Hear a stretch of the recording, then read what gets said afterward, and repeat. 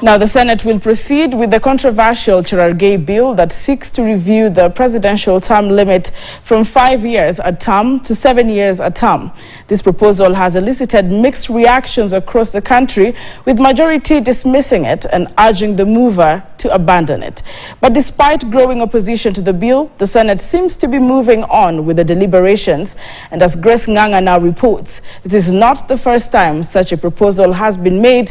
However, it is the first time a mover wants the term cut from 5 to 4 years a term. Exercise in futility, retrogressive, backward, self-serving, and dead on arrival. This is the attempt to increase the current 5-year term limit to 7 years. Though the public participation on the controversial bill concluded last week, you will wait until next year to know whether the bill will sail through the second reading or not. Since the bill seeks to amend the constitution via referendum, it can only go through the second reading 90 days after its introduction in the House.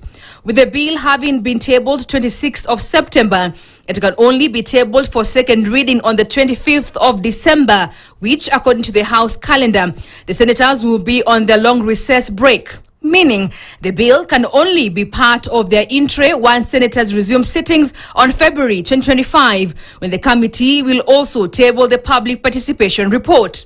Already, ODM party has poked holes on the bill, maintaining that the proposed amendment contravenes several sections of the Constitution, including law relating to supremacy of the Constitution, the Bill of Rights, and the sovereignty of the people. The party further asserts that the proposed amendment seeks to bypass crucial constitutional processes, including referendum, adding that such amendments require at least 20% voter participation in half of all counties and a simple majority support in the referendum.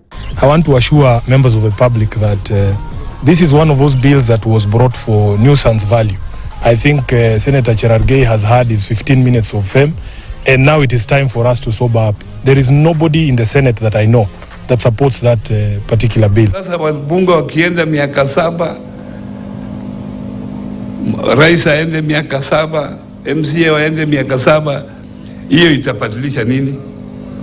Sitabu ni ile ile. Although the bill has some advantages, like proposal of increasing the percentage of the equitable share of revenue allocated to counties from the current 15% to 40%, since the bill aims to amend the Constitution, it can either be passed as is or be done away with or without amendments.